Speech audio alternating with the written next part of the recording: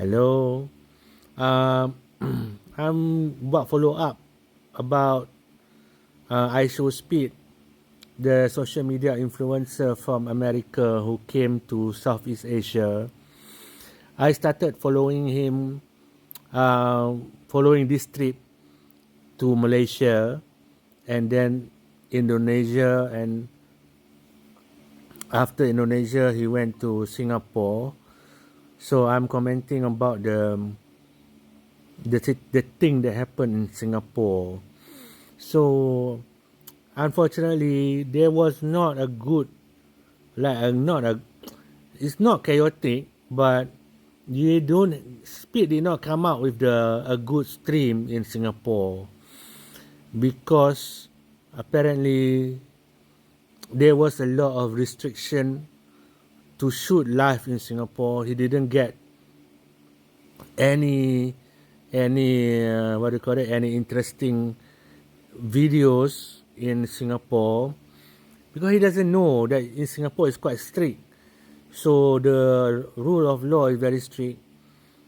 The only surprising thing was he came to Singapore and then he went to Johor, and then got to meet the Prince of Malaysia, Prince of Johor, and which is also the current Sultan of Johor, TMJ, Tengku Mahkota Johor.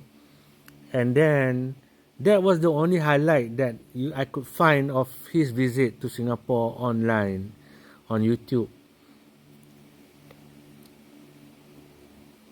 Other than that, there was a lot of shots of him just going through Singapore, and it was a dull moment, no, a dull moment on tape. So it's unfortunate that his trip to Singapore was not well received. And even though the situation in Indonesia was chaotic and whatnot, it does give entertaining vibe to the whole Southeast Asia trip. So now, because of what happened in Singapore, or much more specific of what doesn't happen in Singapore, people kind of get this impression that Singapore is a very strict place. Singapore has a lot of restriction. It's not fun, nowhere to go and whatnot, and nobody arranged. No, this is a comment from his videographer named Sleeps, and you can't film shit in Singapore and everyone just lies. So lies meaning that the people that they consulted doesn't really know the law of Singapore, unfortunately. So when they say, oh, don't worry, you come to Singapore, you can shoot here, you can shoot there, the people that give them this advice, they themselves doesn't know there is a restriction in the law. So they were not good guides, not good tour guides, and not good advisors from Singapore. So that shows that it's a bad show for Singapore in terms of their social influencers. It's like, even though the argument was so short notice, but if you are living in Singapore, you are called influencer in Singapore, you should know all the rules. You can help guide tourists there. But unfortunately, nobody gave him good advice. So the video of his trip in Singapore, unfortunately, doesn't come out good. Except for the TMJ visit. He visit and met with TMJ on, I suppose, I don't know how he went from Singapore to Johor and then go back to Singapore.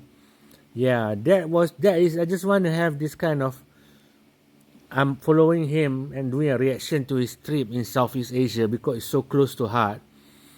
So it's unfortunate, I mean, Singapore has a lot of good attraction that I think if it was done properly, it could give very good impression on Singapore if they treated Speed, I mean, with a good guide.